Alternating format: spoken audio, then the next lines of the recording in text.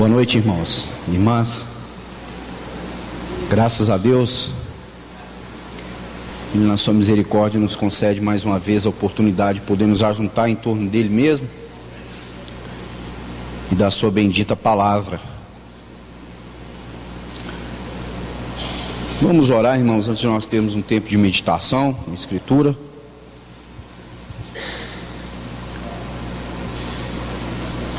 Senhor, nós queremos colocar o nosso coração na Tua presença nessa hora, Pai. Pedir a Ti, Senhor, que trabalhe em nós por meio da Tua palavra. Teu Espírito Santo possa nessa noite, Senhor, nos encher com a Tua presença. Derramar sobre a nossa cabeça óleo, porque precisamos. Precisamos da Tua graça, Senhor. Precisamos do Teu revestimento, Pai. Ó Senhor, como nós precisamos de Ti nesses dias que temos vivido, mais do que nunca. Senhor, por isso nós te pedimos e rogamos a Tua bênção sobre esse tempo que nós estaremos aqui. Pai, no nome de Jesus, queremos a Tua presença entre nós. Queremos o Teu Espírito Santo nessa noite nos ensinando, nos conduzindo. Senhor, nos levando mais para dentro da realidade espiritual de Cristo Jesus. Ó Senhor, fala com cada um de nós que aqui está nessa noite, do menor ao maior. Nós possamos sair daqui, Senhor, com a certeza de que fomos tocados por Ti. Nós te pedimos tudo isso, Pai, confiados no nome do nosso precioso Senhor Jesus. Amém, Senhor. Irmãos, eu gostaria de compartilhar algo com os irmãos. Não é nada diferente daquilo que temos ouvido, senão dentro do assunto de progressão espiritual, de maturidade espiritual aqui dentro da Epístola aos Hebreus. Eu não sei quantos de vocês têm lido essa epístola, especialmente nos últimos dias, mas quando ela trata de maturidade espiritual, ela tem um paradoxo muito profundo dentro daquilo que é a revelação por meio da Escritura. E há sempre um chamamento para que nós possamos amadurecer e crescer como os filhos de Deus. Eu entendo, irmãos, que não é normal que nós venhamos viver a vida cristã sem crescimento.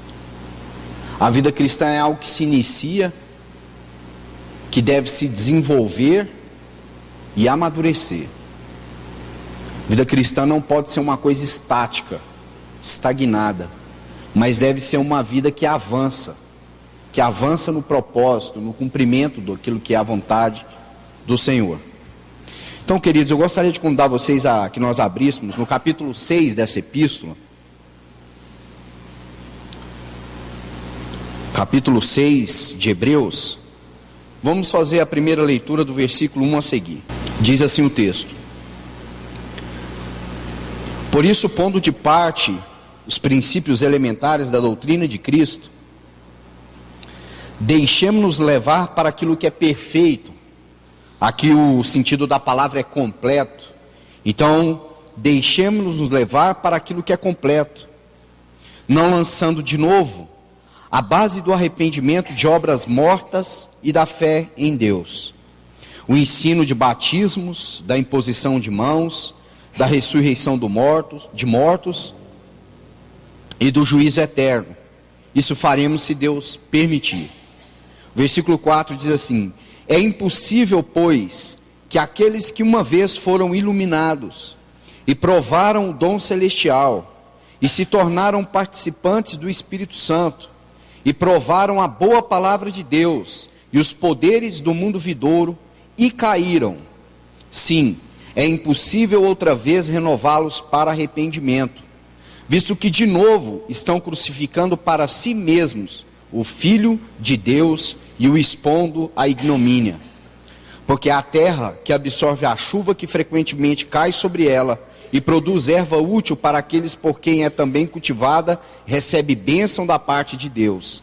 Mas se produz espinhos e abrolhos, é rejeitada e perto está da maldição, e o seu fim é ser queimada.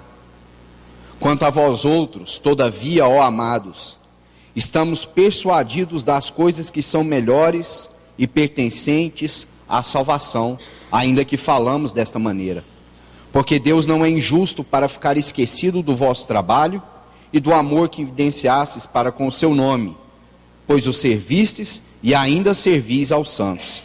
Desejamos, porém, continue cada um de vós mostrando até o fim a mesma diligência para a plena certeza da esperança, para que não vos torneis indolentes, a palavra que é preguiçosos, para que não vos torneis preguiçosos, mas imitadores daqueles que pela fé e pela longanimidade herdam as promessas. Irmãos, essa primeira sessão ela é longa, e no versículo 13 adiante, ele vai comparar com Abraão, e esse é um outro assunto, não tem como nós abrangermos tudo isso aqui de uma só vez.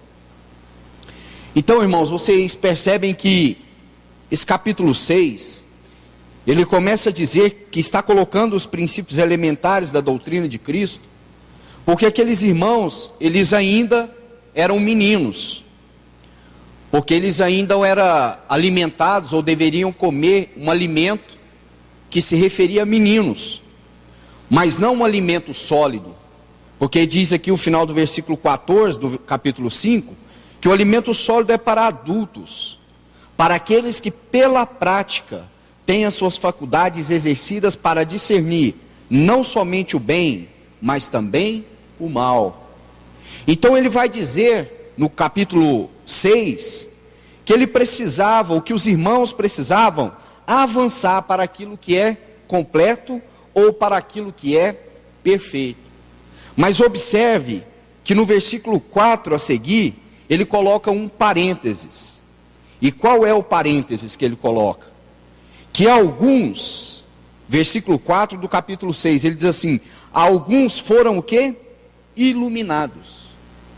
Ou seja, receberam uma porção do conhecimento de Deus por meio do Espírito Santo, acerca da pessoa, da obra e do propósito de Deus em Cristo Jesus.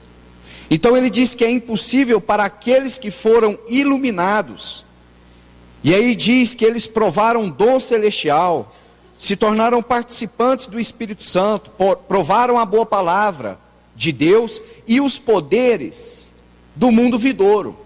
E o versículo 6 diz o que? Que eles caíram. A palavra mais adequada aqui seria que eles retrocederam. Porque lá no capítulo 10, versículo 38 e 39, depois nós vamos voltar aqui com mais tempo. Avança comigo 10, versículo 39, por enquanto. Depois vamos ler também um 38, quando estivermos explanando melhor aquele assunto do capítulo 6. Ele diz assim: nós, porém, não somos dos que retrocedem. Essa é a mesma palavra que você encontra aqui no capítulo 6, verso 6. E caíram. Então ele diz aí: nós não somos dos que retrocedem para a perdição. Somos, entretanto, da fé para a conservação da alma. Então o versículo 6 do capítulo 6 diz que eles retrocederam. Voluntariamente decidiram voltar para trás. E aí, ele compara esses que retrocederam, que foram iluminados, que conheceram Cristo, que participaram do Espírito Santo, que provaram a boa palavra de Deus, os poderes do mundo vindouro, e retrocederam. Aí ele vai dizer que é impossível renová-los para arrependimento, porque eles foram iluminados. E o versículo 7 os compara a uma terra, e aí diz que a terra absorve a chuva, que frequentemente cai sobre ela, e produz erva útil para aqueles por quem também é cultivada, e recebe bênção da parte de Deus. Mas ele diz: mais se produz, veja, espinhos e abrolhos. Ele compara esses que retrocedem a uma terra que produz espinhos e abrolhos. E ele diz que esses que retrocedem, que são como uma terra que produz espinhos e abrolhos, são rejeitados, estão perto da maldição, e o seu fim será ser queimado. Parece muito dura as palavras, e de fato são. Mas é muito claro o que esse escritor está dizendo aqui. Que muitos podem provar os poderes da era vindoura, serem iluminados, conhecerem a palavra de Deus, serem participantes do Espírito Santo, mas aqui eles também podem ser comparados com uma terra que brota espinhos e abrolhos. E ele diz que o fim deles é ser rejeitado, estão perto da maldição e serão também queimados. E aí no versículo 9 ele traz essa esperança para nós, porque ele diz assim: quanto a vós outros, ó amados, veja a expressão que ele usa, estamos persuadidos das coisas que são melhores e pertencentes à salvação. Veja, lá no capítulo 2, esse mesmo escritor vai dizer assim que nós, capítulo 2, para que tenhamos o contexto, ele diz assim, versículo 1: por esta razão importa que nos apeguemos com mais firmeza às verdades ouvidas, para que delas jamais nos desviemos. Se pois se tornou firme a palavra falada por meio de anjos, e toda transgressão ou desobediência recebeu justo castigo, como escaparemos nós, se negligenciarmos tão grande salvação? Essa é a tão grande salvação que o escritor aos Hebreus se refere. No capítulo 5 e versículo 9, ele vai dizer que essa é uma eterna salvação. Então ela é uma tão grande salvação, e ela também é uma eterna salvação. Então ele diz que quanto a vós outros, todavia, ó amados, estamos persuadidos das coisas que são melhores e pertencentes à salvação. Ou seja, que embora nós no primeiro momento precisamos dessa iluminação do Espírito Santo, ele está dizendo que nós precisamos crescer nessas coisas melhores, e que essas coisas, ou esse amadurecimento em Cristo, são coisas pertencentes à salvação, ou que devem estar agregadas à salvação. Embora o autor ponha diante dos leitores, de nós leitores, clara e impetuosamente as consequências de nos afastarmos de Deus, depois ele coloca para nós que nós devemos somar a salvação. Ele diz assim, está persuadidos das coisas que são melhores e pertencentes à salvação. Então agora eu queria fazer com os irmãos um paralelo, junto com aquela passagem de Hebreus capítulo 10, por favor, o versículo 26. Você vai ver uma semelhança muito grande, irmãos, entre o capítulo 6, essa sequência, e também essa sequência do capítulo 10. Diz aí o verso 26: porque se vivermos deliberadamente em pecado, depois de termos recebido o pleno conhecimento da verdade. Veja, essa frase, pleno conhecimento da verdade, ela é justamente a mesma frase que foi designada no capítulo 6 para aqueles que foram iluminados. Iluminados, e aqui diz que recebemos o pleno conhecimento da verdade. E aí diz ele, já não resta sacrifícios pelos pecados. Pelo contrário, certa expectação horrível de juízo e fogo vingador, prestes a consumir os adversários. Muito sério, irmãos, essa expressão. E aí no versículo 39 do capítulo 10, como eu li para os irmãos, o versículo 38 diz assim: todavia o meu justo viverá pela fé. Olha a frase, se retroceder. Lembra? Se retroceder, nele não se compraz a minha alma. Nós, porém, não somos dos que retrocedem para a perdição, somos, entretanto, da fé para a conservação da alma. Essa outra expressão, da fé para a conservação da alma, ela deve também estar junto com aquela frase do capítulo 6, as coisas melhores pertencentes à salvação. Agora, irmãos, eu gostaria de chamar a atenção de vocês para essa palavra que apareceu aqui no versículo 39 do capítulo 10. Ele diz assim: nós, porém, não somos dos que retrocedem para a perdição. Essa palavra perdição, aqui, ela não está trazendo um sentido muito prático do que o escritor quis dizer. Porque perdição, não há como nós colocarmos a palavra perdição dentro desse contexto do capítulo 6 e do capítulo 10. Volte comigo do capítulo 6, por favor. Leia o versículo de número 10. Ele diz assim: porque Deus não é injusto para ficar esquecido do vosso trabalho e do amor que evidenciastes para com o seu nome, pois servistes e ainda servi aos santos. Portanto, aquela palavra perdição, ela não pode corresponder àquilo que o escritor está querendo dizer. Por quê?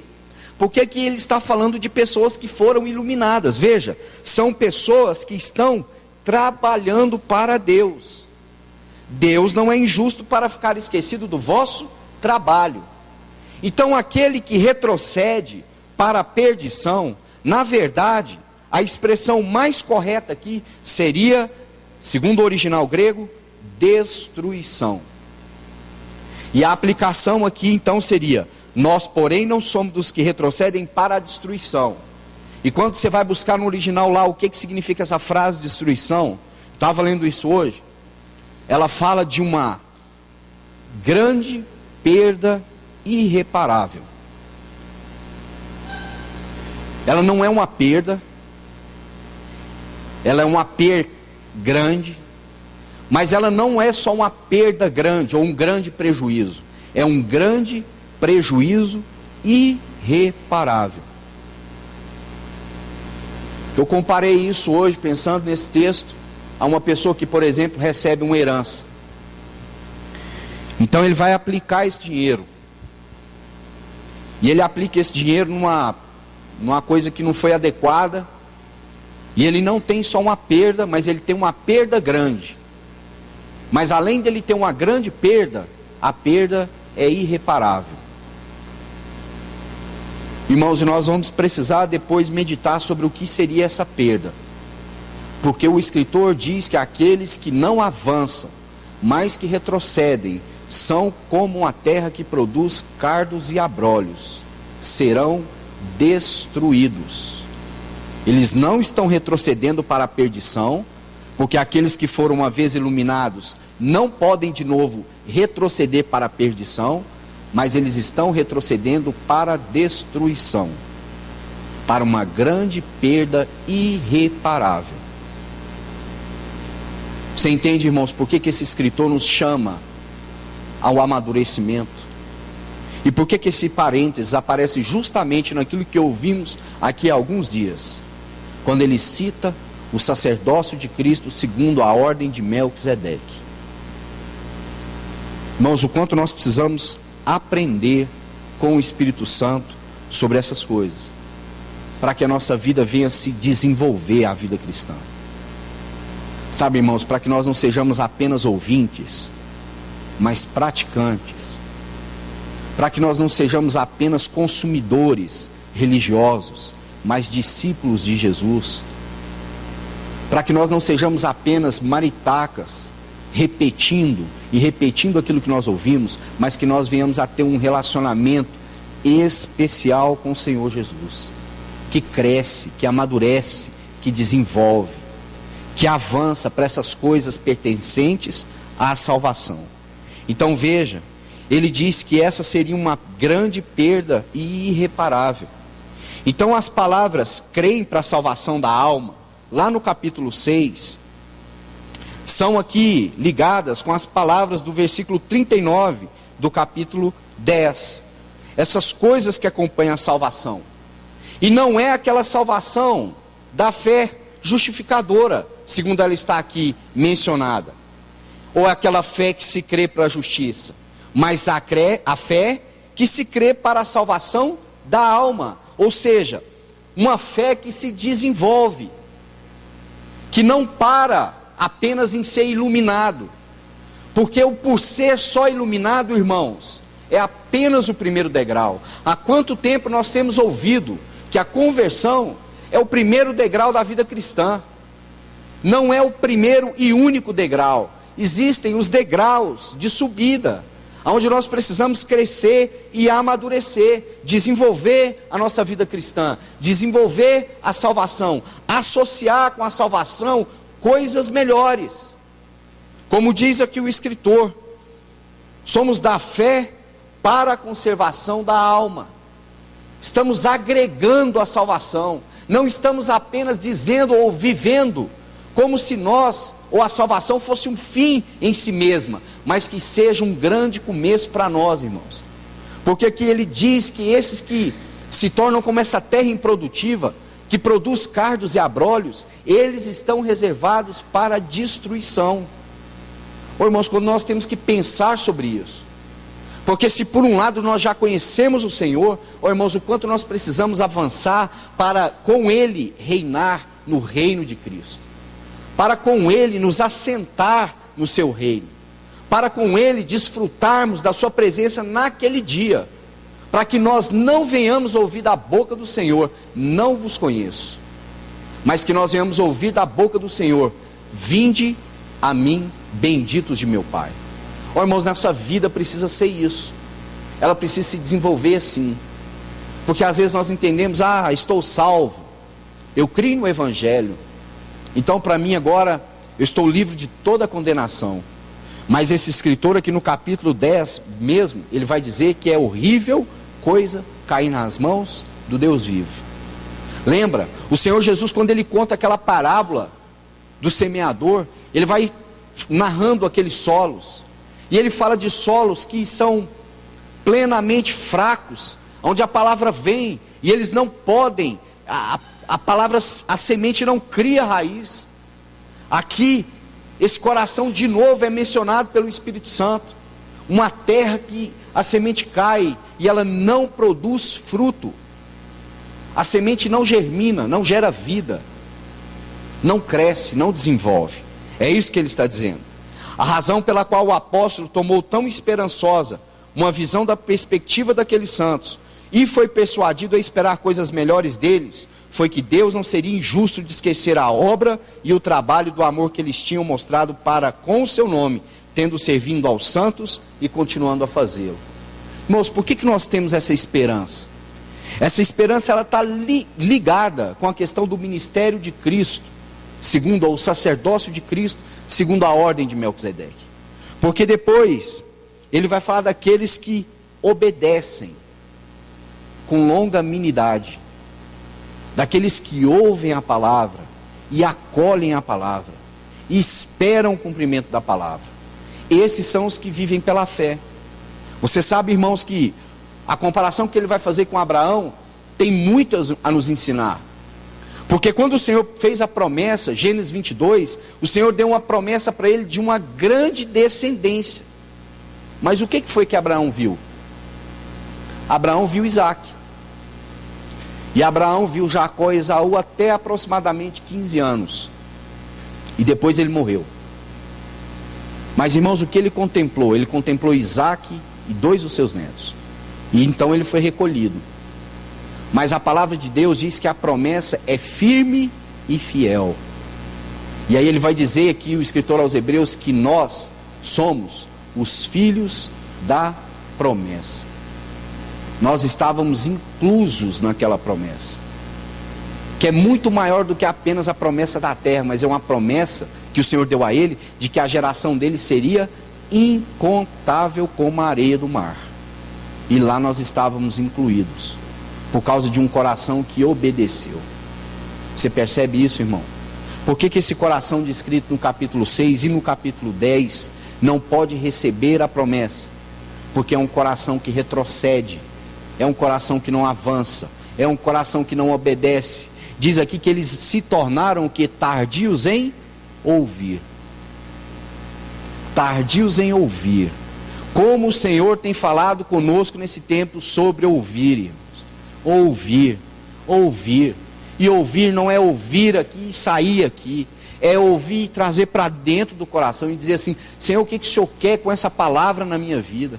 Quais são as áreas que eu preciso render, avançar, pecados que eu preciso deixar para lá, práticas, associações, relacionamentos, condutas, tantas coisas que o Senhor precisa corrigir em nós, mas nós estamos apenas ouvindo e não estamos praticando ou acolhendo a palavra no nosso coração.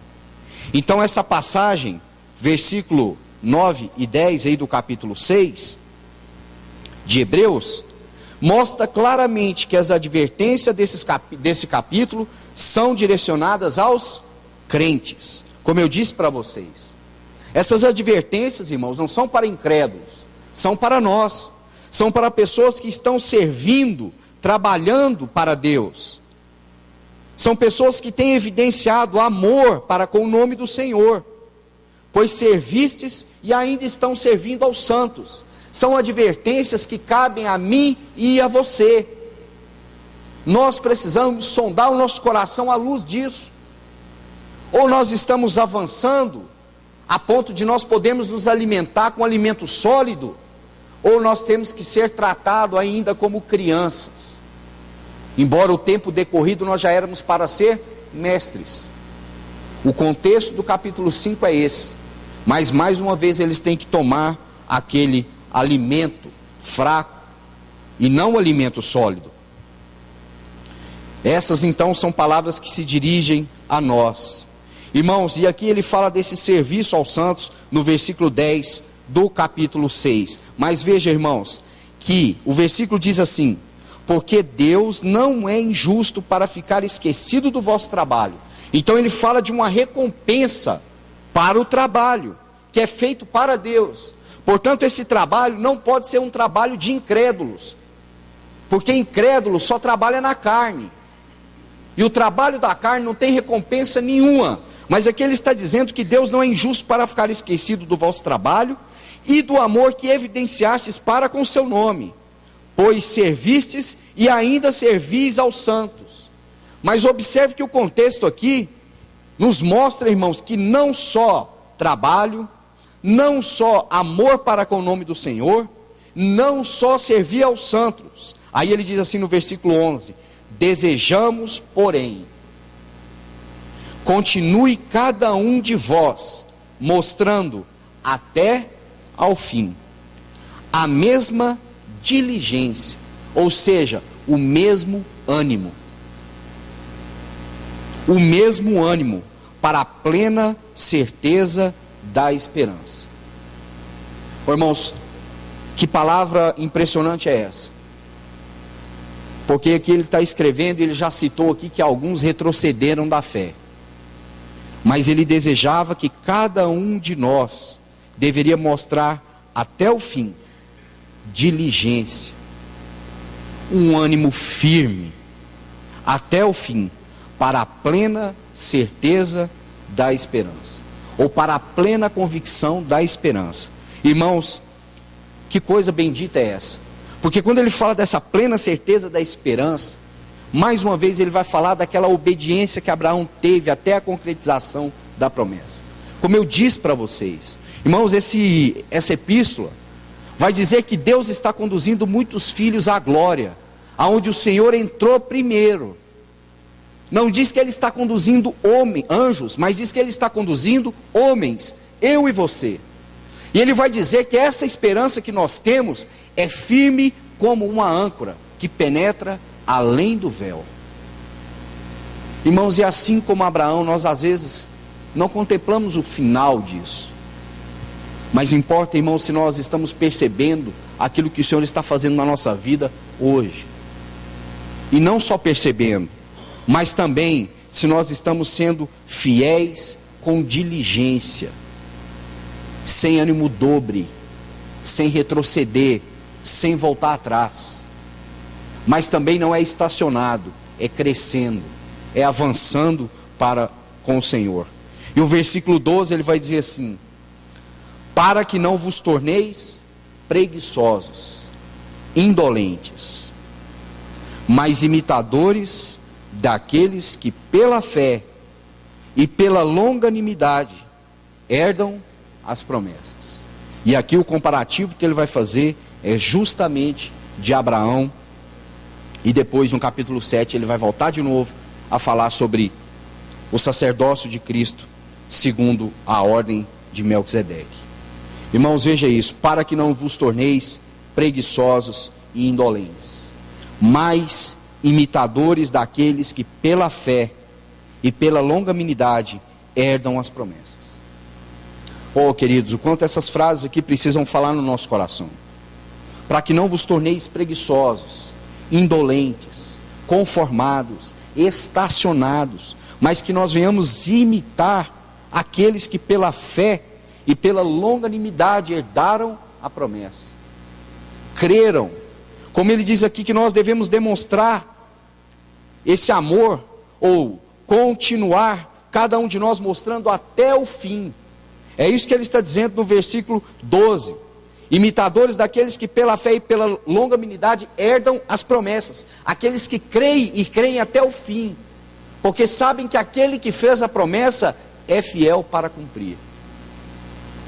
Não são aqueles que apenas foram iluminados, receberam o dom do Espírito, creram na palavra, mas retrocederam, caíram. Irmão, se essa é a condição do nosso coração, como o Espírito Santo tem falado tanto a nós nesses dias, sobre essa apostasia que tem tomado o coração das pessoas. E o fim disso é uma destruição terrível, é uma perca grande e irreparável. Meu querido, minha irmã, imagine você e eu naquele grande dia, se nós não tivermos parte no reino de Cristo. Quem vai, ou como nós vamos correr atrás do prejuízo? O que nós vamos poder fazer? Segundo o contexto de Mateus capítulo 25, quando aquelas virgens nécias saíram para comprar azeite para as suas lamparinas, quem foi que pôde abrir a porta para elas? O que elas poderiam fazer para que aquela porta se abrisse? O que elas não dariam para ter uma segunda chance, para entrar e participar das bodas? E o que aconteceu com elas? Elas tiveram uma perda irreparável. Não houve ninguém que pudesse recuperar aquele prejuízo. E às vezes, irmãos, o que a apostasia causa em nós, o que a frieza espiritual causa em nós, é uma coragem de pagar para ver. É uma coragem de querer voluntariamente retroceder e não avançar, não amadurecer. Irmãos, que coração é esse que há dentro de nós? Macintosh foi iluminado pelo Espírito Santo quando ele diz que é um inferno em miniatura. Se ele não for regado com a palavra de Cristo, salvo com a palavra de Cristo, resgatado pelo poder do Espírito, pela palavra, o fim dele é perdição. O fim dele é perdição. Ele diz aí, para que não vos torneis preguiçosos, indolentes. Irmãos, o quanto o povo de Deus anda parado, preguiçoso, indolente, não tem remido o seu tempo, não tem gastado tempo com a palavra, com a oração, com jejuns, com consagração, com comunhão, mas tem se enveredado, irmãos, por tantas coisas, como diz o escritor aos Hebreus, deixando para trás o peso do pecado, que tenazmente nos assedia. O peso e o pecado. Não só o pecado, mas o peso. O que tem pesado sobre os ombros dos filhos de Deus nesse tempo? O que é peso, irmãos? O que tem pesado sobre a minha vida, sobre a sua vida, que tem se tornado um fardo? Um fardo. O Senhor Jesus diz para nós assim, lançar sobre Ele toda a nossa ansiedade, e tomar sobre nós o seu jugo, que é leve e suave. Não o nosso jugo, não o jugo que o mundo quer impor a nós, mas o jugo do Senhor, que é leve e suave. Não vos torneis indolentes, mas imitadores daqueles pela fé, que pela fé e pela paciência ou longanimidade herdam as promessas. Irmãos, nós estamos em paciência ou nós estamos impacientes? Nada nos agrada. A palavra não está boa, o louvor também não, a comunhão com esses irmãos é muito ruim, as conferências se tornaram chatas, não tem mais prazer entre os irmãos, não tem mais prazer na oração, na comunhão, na palavra, se tornaram impacientes, não creem. Mais uma vez aquelas virgens nécias, loucas, dormiram, assim como aquelas prudentes, sem azeite nas suas lamparinas. Interessante é que quando elas estavam dormindo, o azeite era de graça. Mas quando elas despertaram, o que elas queriam fazer? Comprar. E quando ela sai para comprar, ela sai no movimento antagônico ao noivo, porque o noivo entra e elas saem. Quando elas voltam, as portas estão fechadas. Aqueles que pela paciência herdam as promessas. Promessas. Irmãos, o quanto a Escritura nos ajuda com isso. Há uma promessa para mim e para você.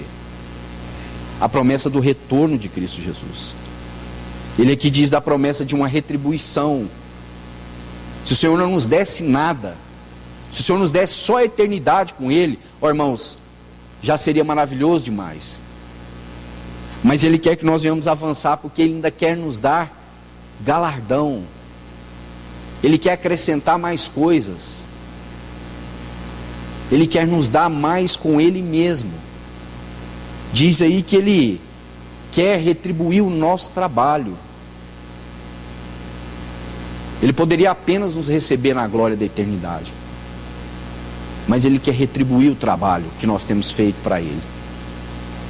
Mas nós precisamos avançar, irmãos, além de trabalho, além dessas coisas. Nós precisamos ser diligentes até o fim.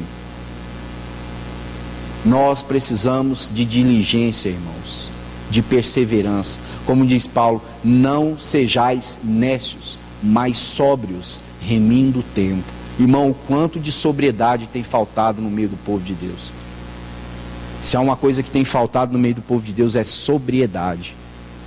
E tem sobrado nécios, loucos, aqueles que fazem do tempo o que bem entendem, e não percebem que o tempo, que a vida, que tudo que tem é dádiva de Deus para eles, e que o Senhor um dia vai acertar contas com cada um de nós, de tudo, irmãos. Do tempo, da vida, do trabalho, do dinheiro, dos filhos, de família, de todas essas coisas o Senhor nos trará juízo e contas delas. Então percebe o quanto nós temos que viver diligentemente para herdarmos a promessa, assim como Abraão herdou a promessa. Irmãos, o que nós podemos ver da promessa hoje?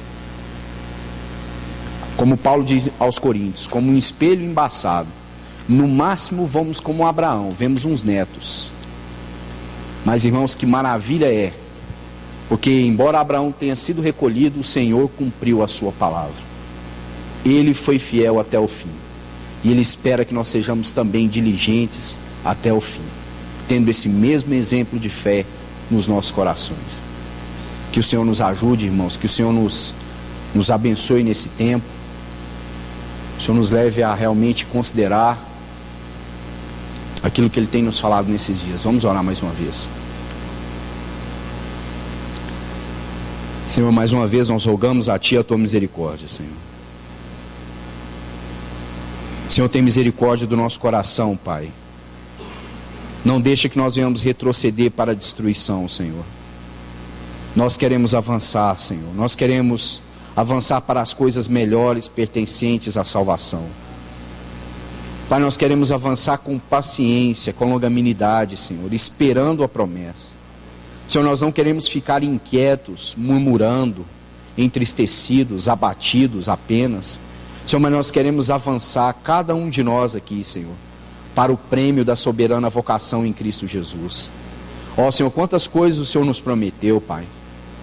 Senhor, quantas coisas o Senhor fala na Tua palavra, de galardão, de reino. Senhor, e nós menosprezamos essas coisas.